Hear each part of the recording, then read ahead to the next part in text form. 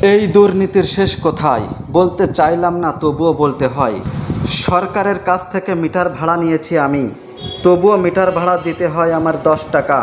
তবুও কেন দিতে হবে ডিমান্ড চার্জ 90 টাকা? এটি কি অযৌক্তিক নয়? মিটার সরকারের থেকে ভাড়া নিয়ে যদি আমি 90 টাকা ডিমান্ড চার্জ দিই, তাহলে এই ভ্যাট 32 টাকা কেন দিতে হবে সরকারকে?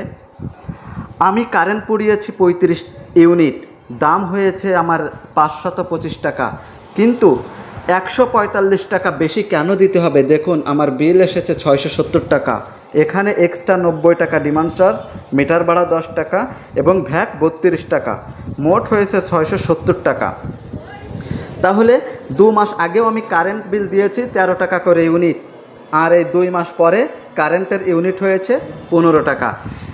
হাজার হাজার কোটি টাকা এইভাবে দুর্নীতিতে চলে যাচ্ছে সাধারণ জনগণের কাছ থেকে।